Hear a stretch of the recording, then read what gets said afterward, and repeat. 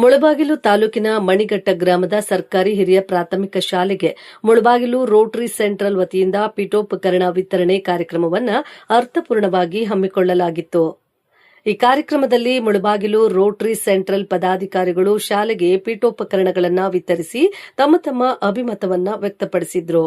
ಇಲ್ಲಿ ನಡೆದ ಕಾರ್ಯಕ್ರಮದಲ್ಲಿ ಮುಳಬಾಗಿಲು ರೋಟರಿ ಸೆಂಟ್ರಲ್ನ ಎಲ್ಲ ಪದಾಧಿಕಾರಿಗಳು ಹಾಗೂ ಶಾಲಾ ಸಿಬ್ಬಂದಿ ವರ್ಗ ಹಾಜರಿದ್ದರು. ರೋಟರಿ ಸಂಸ್ಥೆಯಿಂದ ಏನು ಡೆಸ್ಕ್ ವಿಸ್ತರಣಾ ಕಾರ್ಯಕ್ರಮನ ಹಮ್ಮಿಕೊಂಡಿದ್ದಾರೆ. ಬಹಳ ಸಂತೋಷದ ವಿಚಾರ. ಯಾಕಂದ್ರೆ ಈ ಒಂದು ನಮ್ಮ ಕಾರ್ಯಕ್ರಮಕ್ಕೆ ನಮ್ಮ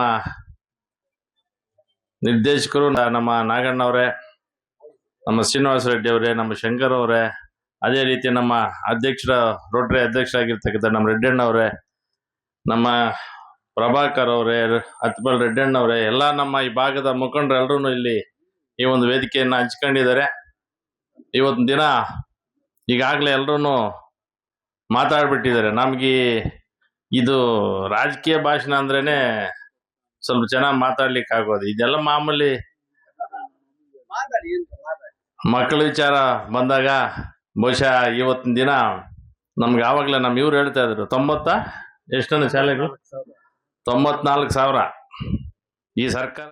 ಕಾರ್ಯಕ್ರಮದಲ್ಲಿ ಆಸೀನರಾಗಿರ್ತಕ್ಕಂಥ ನನ್ನ ಗುರುಗಳು ಮತ್ತು ರೋಟರಿ ಸೆಂಟ್ರಲ್ ಮಾಜಿ ಅಧ್ಯಕ್ಷರು, ಅಮರಜ್ಯೋತಿ ವಿದ್ಯಾಸಂಸ್ಥೆಯ ಅಧ್ಯಕ್ಷರು ಆಗಿರ್ತಕ್ಕಂಥ ಕಡೆನಲ್ಲಿ ನಾಗರಾಜನ್ ಅವರೇ, ನಮ್ಮ ಮುಳಬಾಗಲ್ ಸೆಂಟ್ರಲ್ ಮಕ್ಕಳು ಸೈಲೆಂಟ್ ಆಗಿರಬೇಕು.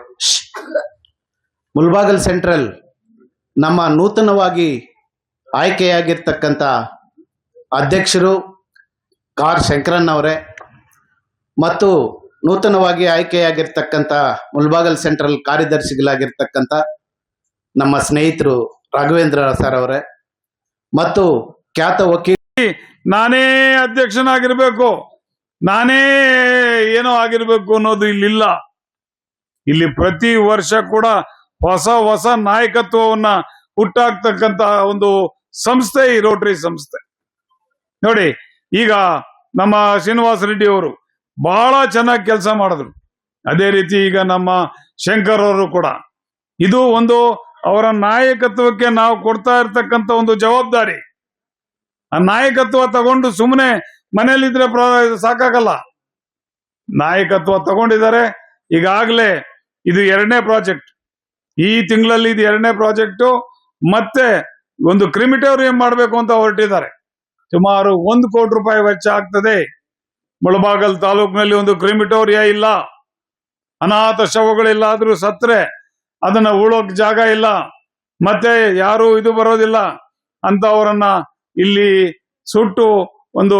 ವರದಿ ಸೈಯದ್ ಫಯಾಜ್ ಮುಳಬಾಗಿಲು.